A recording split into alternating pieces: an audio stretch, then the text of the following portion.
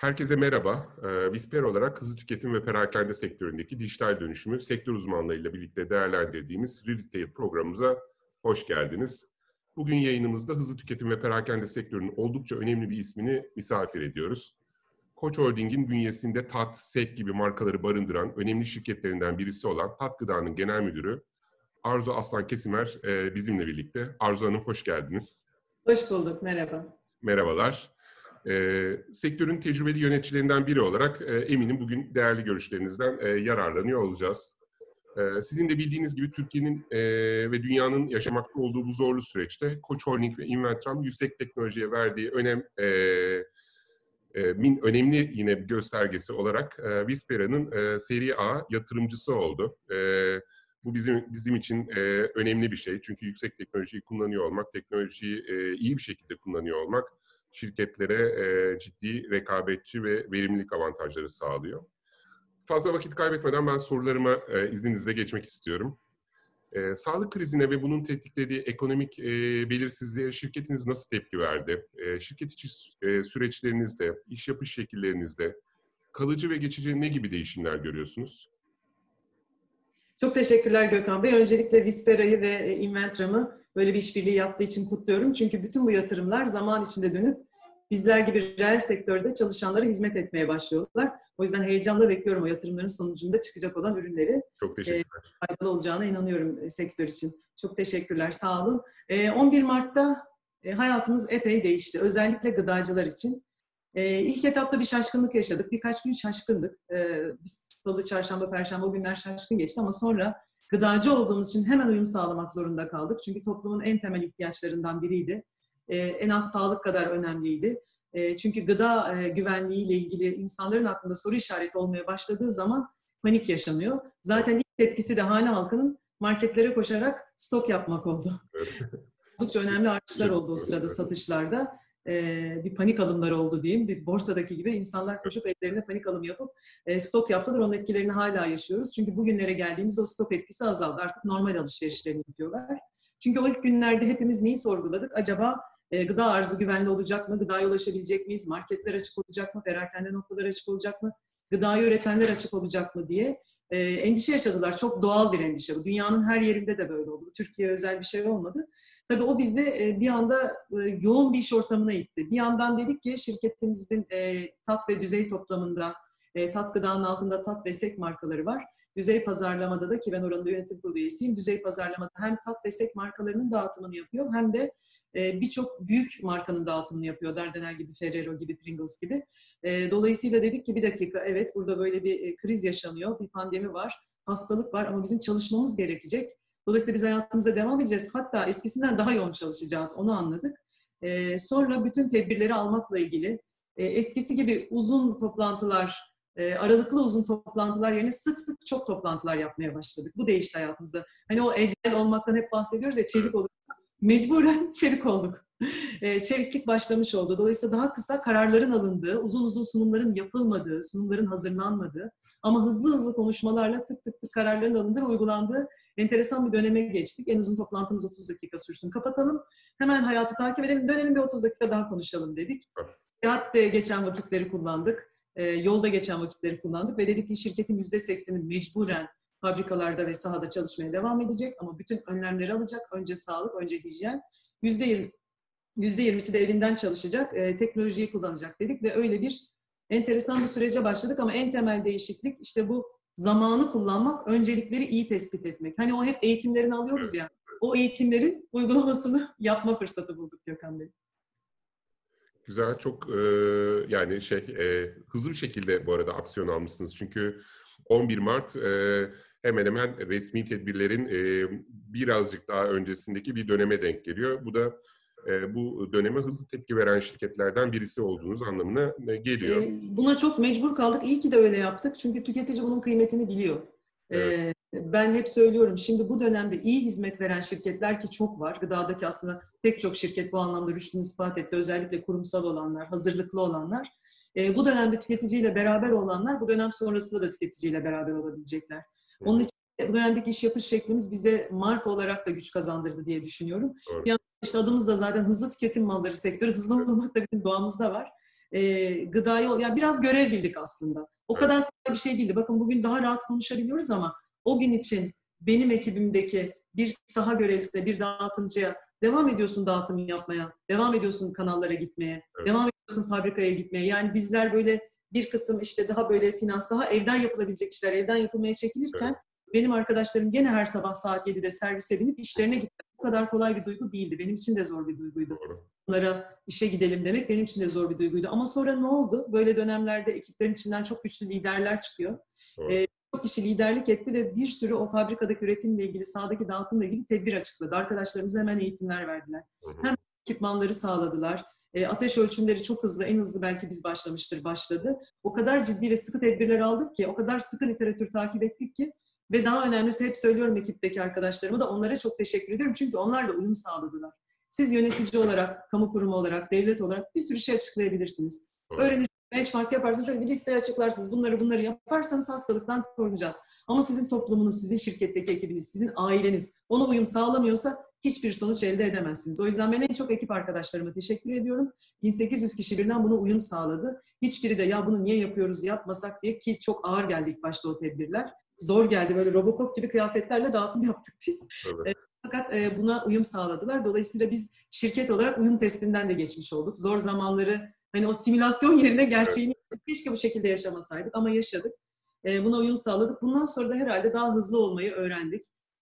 Hepsi birden kalmaz, gerçekçi olalım. Bütün bu dönemde kişi olarak da değiştirdiğimiz huyların hepsi birden kalmaz. Birazı kalır ama o da iyidir, o da güzeldir. Ama hani şöyle insanlık tamamen değişti. Hepimiz daha yardımsever olduk. Hepimiz her şeyi daha hızlı yapacağız. Bu biraz ütopik bir şey, hayal. Ama bu 100 birimden 20 birim kalsa çok büyük aşamadır insanlık için, şirketler için de. Ben maalesef bu musibetten bir takım öğrenimlerle çıktığımızı düşünüyoruz ama tabii hiç başımıza gelmeseydi, hiç bu şekilde öğrenmeseydik. Ama maalesef öğrendik. Epeyce şey öğrendik. Süper. Peki şeyi nasıl değerlendiriyorsunuz? Yani kendiniz, yani dediğim gibi çok hızlı bir şekilde 11 Mart'ta tepki verdiniz. Bu süreçte müşterilerinizde ne gibi değişimler oldu? Yani müşteri taleplerinde ne gibi değişimler gözlemlediniz? Yani tabii bizim için bir müşteri var, bir de tüketici var. Biz tat gıda olarak tat ve sek markalarını kanallara götürüyoruz. Kanallarda satış yapıyorlar oradan. Siz çok biliyorsunuz perakende uğraştığınız için. Bizim müşterilerimize tabii şöyle bir şey yaşadı. Bütün gıda sektörü için geçerli bir şey söyleyeceğim. Bizim satışlarımızın %30'u ev dışı tüketimiydi. Yani kafe, restoran, oteller, okullar, yemekhaneler, kantinler. Bunlar bir anda gitti hayatımızdan. Evet. Daha doğrusu öyle diyeyim, orada da 100 birim satış yapıyorsak 20 birime düştü. Yani 80'ini bir anda kaybettik.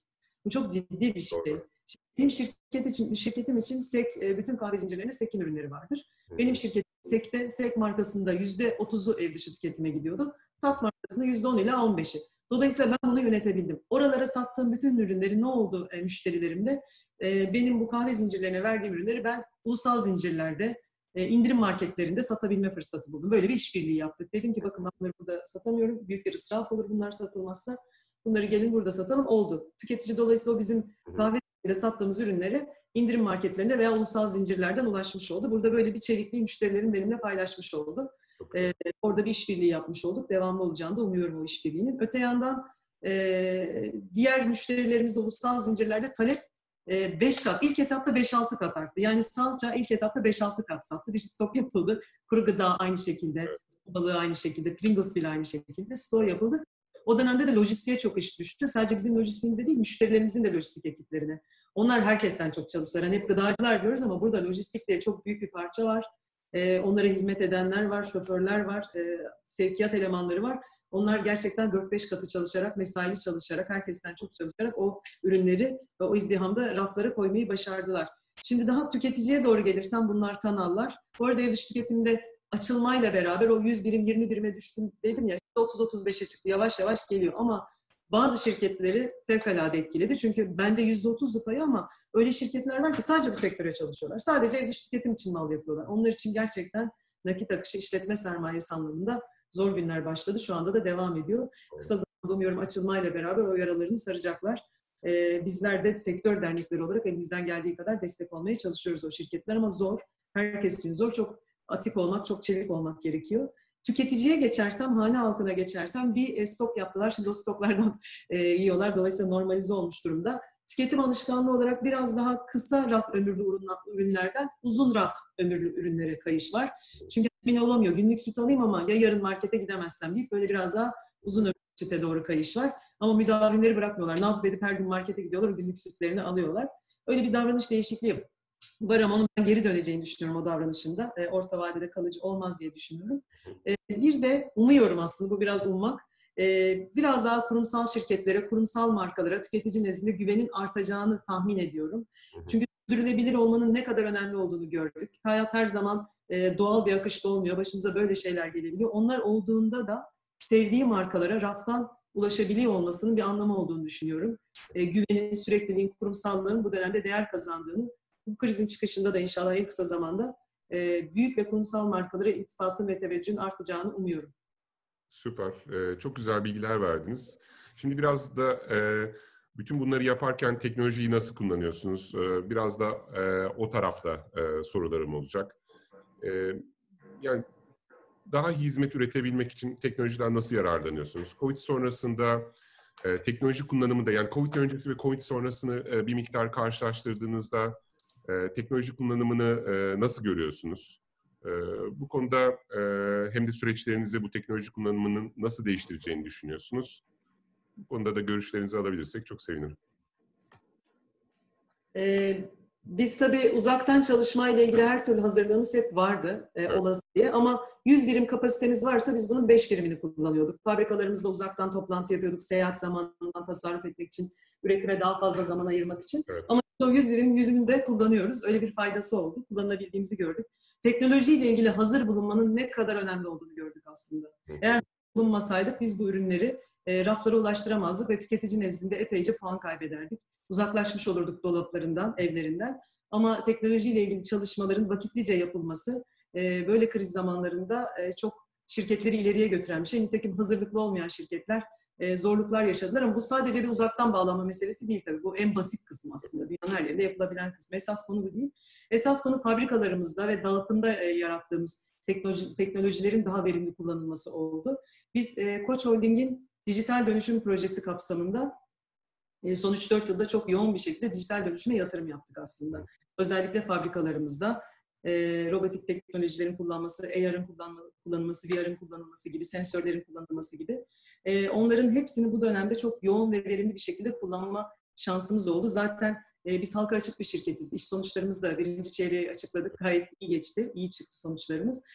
Bunda da teknolojinin çok büyük bir rolü var. Çünkü biz teknolojiye bu dijital dönüşüm programı kapsamında yatırımlar yapmıştık ve geçen yılın son çeyreği ve bu yılın ilk çeyreğinde onunla ilgili operasyonel verimliliklerin de yararlarını gördük. Daha otomasyona yönelik yatırımlardı bunlar. Böyle dönemlerde bu ne işimize yarıyor? Şimdi dedim ya, ev dışı tüketimde bütün talep sıfırlandı. Yani fabrikada bir hattınız var, bomboş duruyor.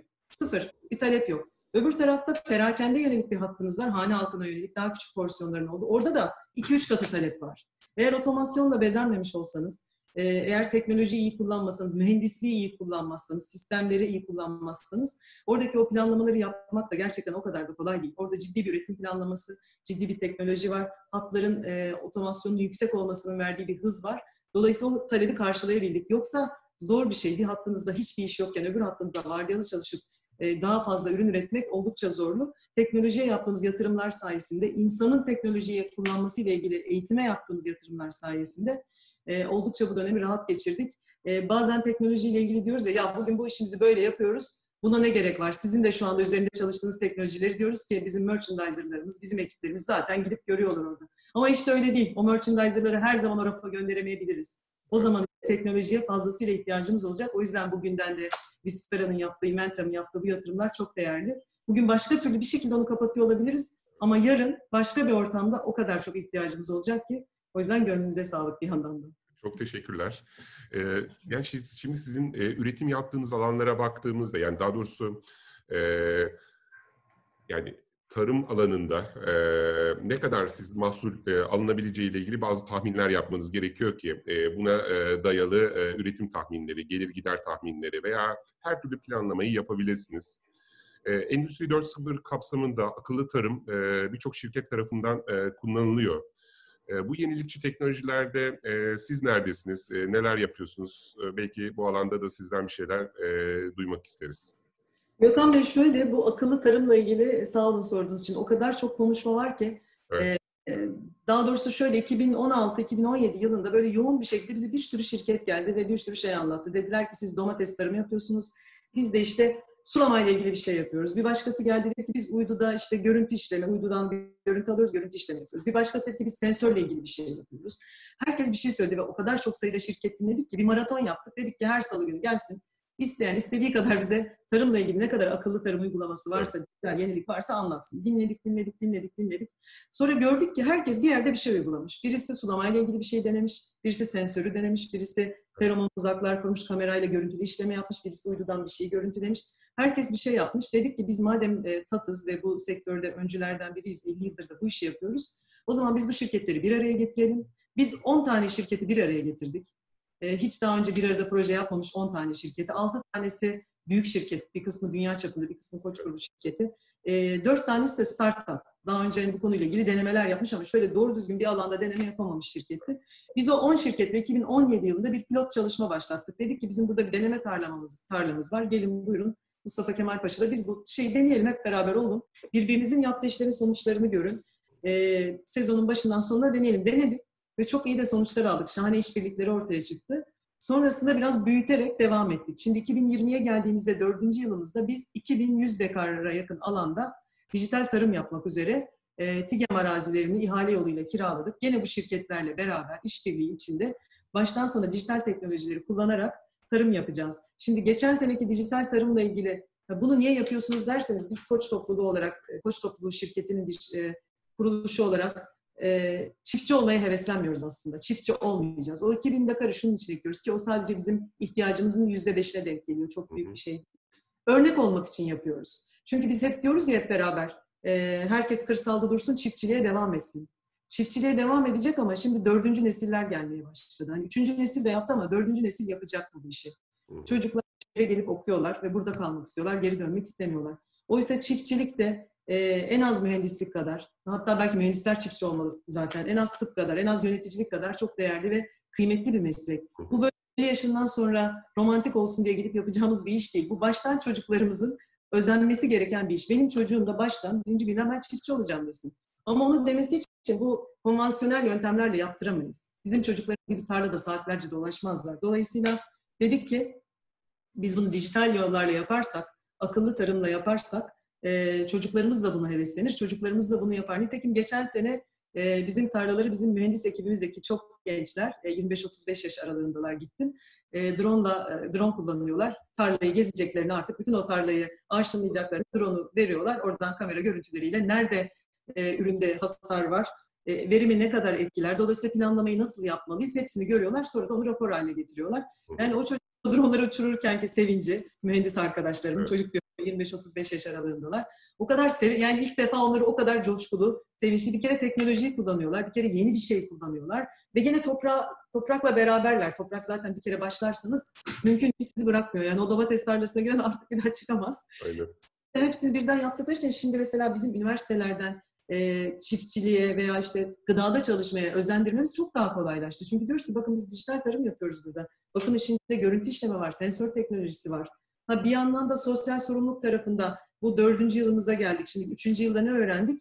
Biz normalde vahşi sulama dediğimiz yöntemle, en çarpıcı olanı söyleyeceğim, 100 birim su harcıyorsak bir yere, görüntü işlemeyi kullanarak, sensör teknolojisini kullanarak, o çünkü sensörler nemi ölçüyor, gerekliyse otomatik sulamayla sulama yapıyor. Boşu boşuna bütün tarlayı sulamıyorsunuz gereksiz yere. Nerede ihtiyaç varsa rengi ölçüyor, bakıyor, işliyor, orayı suluyor. Şahane bir şey. Böyle olunca 100 birim su yerine 40 birim su kullanıyorsunuz. Yani bundan şahane bir şey olabilir mi? Evet. O yüzden yani bu konuştuğumuz şeyler hikayemsi değil. Fakat tabii çiftçi tarafında çiftçi gene de diyor ki insanlar neden çiftçiliğe devam edecekler? Bir, bu itibarlı bir meslek olacak ama daha önemli şey var, karnı doyacak. Yani karnı doymazsa ne kadar itibarlı olursa olsun ben o 4. nesli orada tutamam, devam et diyemem. Şimdi biz neyi göstermiş olduk çiftçilere bu pilot çalışmaları yaparak? Örneğin geçen yıl ortalamada domates tarımında 8 verim alınırken, yani dekara 8 ton verim alınırken, bir dekardan 8 ton domates alınırken bizim dijital tarım uygulamaları yaptığımız bölgede 11,8 ton verim alındı. Şimdi bu ciddi bir fark. Aradaki bütün fark çiftçi için verimlilik. Şimdi ilk başlarda böyle çok uzak geliyordu çiftçilere bu teknolojileri kullanmak. Ama ne zaman ki biz onları yanımıza alıp bak bunları yaptık, bunları yaptık, bunları yaptık. Ve sonuç bunu elde ettik. Ha, şimdi diyorlar ki evet, buraya yatırım yapabiliriz. Bunun bir parçası olmak isteriz. Burada biz de küçük küçük bir şeylere başlarız. Dolayısıyla çiftçilikten para kazanabiliriz demeye başladılar. Dolayısıyla bunun böyle hem bir sosyal sorumluluk tarafı var, hem işin devamı için. Çünkü biz o çiftçiler olmazsa yokuz zaten. Gıda sektörü yok, tarım yok, hiçbir şey yok. İyi bir şey başlattık. 4. yılında olmamız da buna kararlı ve istikrarlı bir şekilde gideceğimizi gösterir zaten. Teknoloji kullanımı ile ilgili bir heyecan yarattık. Bütün tat gıda ekibinde ve bütün sektörde. Dediğim gibi, sizin de dediğiniz gibi var. Böyle bölük pörçük işler var. Böyle bizim gibi girişmiş olan büyük kurumlar da var. İyi ki varlar. Onları da örnek alıyoruz, birbirimize bilgi paylaşıyoruz. Bilgimiz de bu arada sonsuz açık. İsteyen herkese, kim gelirse anlatırız. Kim gelip en başından çocuğu çiftçi olmak istiyorsa, yatırım yapmak istiyorsa hemen yardımcı oluruz. Bölgemizde gelip domates tarımı yapması için. Zaten zaman içinde bu bilgiyi tamamen açık inovasyon portalıyla açmak istiyoruz. Bir de gelecek dönemde en çok üzerinde duracağımız şey çiftçi olunsun. Şu, hatırlar mısınız, yani biz çocukken, siz daha gençsiniz. Biz çocukken biz çocukken ahçılık böyle çok şey bir meslek değildi. Yani işte ahçı olmuş, şahane bir meslek değildi. İmar Evet. ahçılıkla ilgili böyle şu anki gibi değildi, biliyorsunuz. Ama şimdi çok farklı bir jenerasyon var. Çocuklarımız ahçılık okumak için işte Kanada'ya, Amerika'ya falan gidiyorlar. Evet. Akademisi, ustalar, akademilerde okuyorlar ve çok havalı bir meslek. Ben de diyorum ki neden çiftçilikte öyle olmasın? Ki var birkaç böyle Amerika'da okumuş gelmiş şahane işler yapan çiftçi arkadaşlarımız da var. Biraz bunun üzerinde çalışmamız lazım. Biz ebeveynler olarak da, sektördeki yöneticiler olarak da, akademisyenler olarak da, startuplar olarak da biraz nasıl böyle ahçılık böyle ön plana çıktıysa, adı şeflik olduysa, çiftçilik böyle kayırmamız lazım. Buna mecburuz çünkü gördük pandemide. Hemen markete koştuk, gıda stoğu yapmaya başladık. Biraz ilaç aldık, sağlık, gıda, ilaç, bunlar ön plana çıktılar. Tarım ön plana çıktı, çiftçilik ön plana çıktı. Bunun kalıcı bir etki bırakmasını umuyorum ve diliyorum. Yani çok güzel şeyler söylediniz. Ben şeyi söyleyeceğim. Bir tanesi kendi gözlemim. Azıcık çocuğu, yani benim zamanımda diyeyim, azıcık çocuğunuzun matematiğe merakı varsa işte oğlum kızım mühendis olsun, doktor olsun şeyi vardı, yaklaşımı vardı. Şimdi benim kızım 12 yaşında. Maşallah. Teşekkürler. Dolayısıyla yeni neslin nasıl yetiştiğine bakıyorum.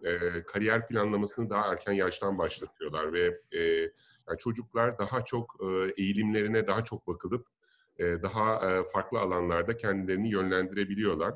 Sizin söylediğiniz gibi yeni nesilde özellikle daha, yani tamamen yeteneklerinize, yapmak istediklerinize, hobilerinize daha uygun meslekler seçmeye başlayacaksınız. Çiftçilikte çok önemli noktalardan bir tanesi akıllı tarım.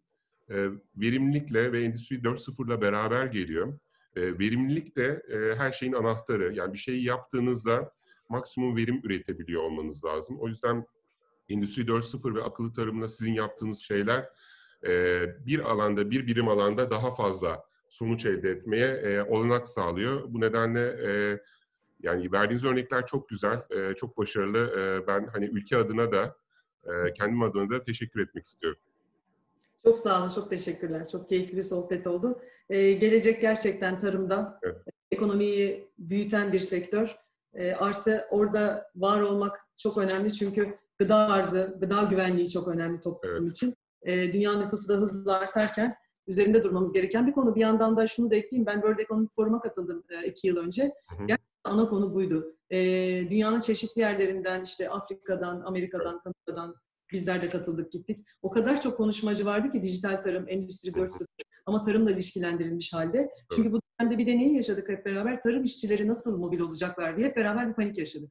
Çünkü tarım işçiliği çok önemli. Hala manuel yapılması gündemde olduğu için, otomasyon belli bir seviyede kaldığı için tarım işçilerin bir yerden taşınması, bir yerden bir yere taşınması çok önemli bir konu oldu. Sadece bizde değil, Avrupa'da da oldu. İngiltere, Almanya, Norveç gittiler charter seferleriyle Romanya'dan ve Polonya'dan işçi getirdiler, tarım işçisi getirdiler. Çünkü BEF'te de anlatılan şuydu, ekonomiler büyüdükçe, geliştikçe tarımda çalışacak işçi bulunamıyor. Sosyal refah arttıkça neden çalışayım demeye başlıyor. Dolayısıyla refah seviyesi düşük ülkelerden oraya işçi transferi oluyor. Türkiye'de de aynı şekilde köylerde yaşayan sayısı azaldığı için, çiftçi sayısı azaldığı için o bölgede tarım yapılan bölgedeki kişi sayısı yeterli olmuyor.